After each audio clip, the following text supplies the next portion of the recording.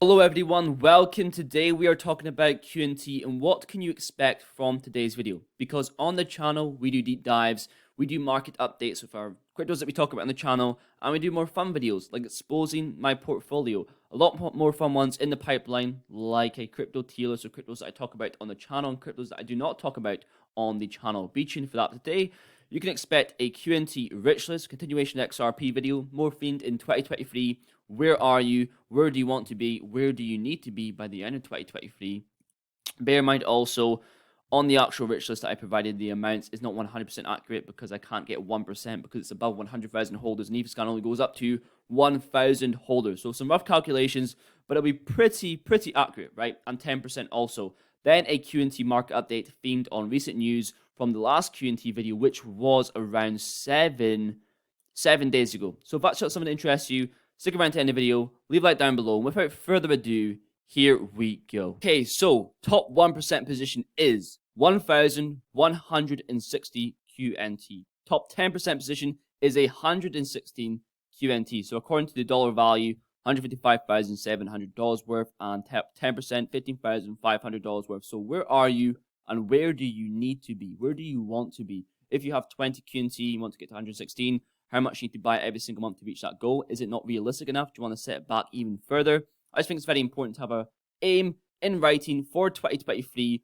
where you need to be in terms of the percentage-wise or QNT amount. So before we go any further, let me know down below, what is your aim for the end of 2023, either the percentage-wise or the actual QNT amount? I'd be very interested to read your comments. Now into some market news. Here we have Greg Lunt, QNT, releases Overledger 2.2.21, increasing functionality for QRC7, 2.1 APIs, Quant NFTs. So what sets QRC721 tokens apart from regular NFTs? Let's look back to the most popular, I'd say. We have ERC721. Okay, so for number one, we have subject to hacks. Yes, security is a huge problem, especially when you look towards ERC721 smart contracts in regards to fraudsters still being exposed to this day, in the current day, and hacks, right? Let's look to 2022 from this article provided by the Coin Republic. Value of stolen NFTs since the start of 2022 is over $86.6 million. On the other hand, when it comes to minting NFTs on auction sites, marketplaces like OpenSea, it's not made for enterprise use, right? That's a huge problem. Also, onto the second point, lack of interoperability when it comes to ERC721 tokens. They can't seamlessly interact with other blockchains other than Ethereum. And on top of that, developers must know Solidity, programming language for Ethereum. Now let's go back to Greg's tweet, which combats all the problems that I've just listed. So when it comes to security, being subject to attacks, interoperability, lack of interoperability, and then we also have ease of use in regards to only developers having to know how to use Solidity, right? So here we have a solution. So security, smart contracts are enterprise-grade, tamper-proof, resilient to diverse attack vectors.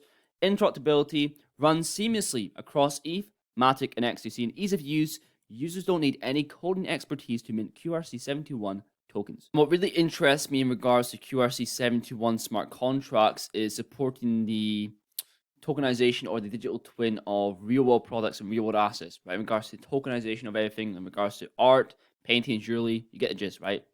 Now we have an article by the American banker, CBDCs make headway, but can they coexist? Now further down we can see in regards to Gilbert Verdian making a few comments here to CBDC. So a role for banks. So if a CBDC is to be adopted, it must properly be configured and implemented as critical national infrastructure, protected in the same way as existing payment systems. It must be scalable, interoperable, and comply with anti-money laundering regulations, according to Gilbert Verdian, CEO and founder of Quant. Keyword here is interoperable. When it comes to CBDCs, made interoperable with SATP. SATP allows any network to add an API gateway, share assets, and build applications across Web 2 and Web 3.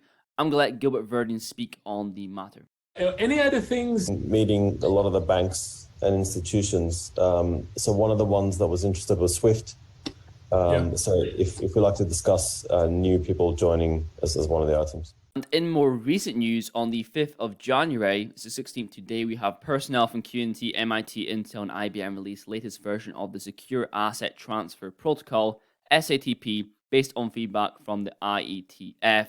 This is huge within itself, a lot to dissect there, but huge for QNT in regards to the Overledger as an SATP compliant gateway, utilizing QNT for all usage. Here we have an article by the Financial Times in regards to stablecoins. We're approaching the end of the video. That's the main theme towards the end of the video. I'm relating to Quant Network. Now, here we have Bob Diamond, says digital currencies to have a very important place in finance. He's a former Barclays boss, expects these stablecoins to flourish in the future. Little part I want to read in the article. So, we can see, here we go. So, I can't think of anyone who doesn't believe that in the future, a digital version of the dollar for institutional and corporate use isn't going to happen and be far more efficient. We can see Andrew Carrier, CMO of Quant Network, agreed. Quant Network makes it simple and secure. I mean, how far of a jump is it from the Latin American dollar, right? And also regards to stablecoins, huge market. Here we can see a recent partnership, 22nd November 2022.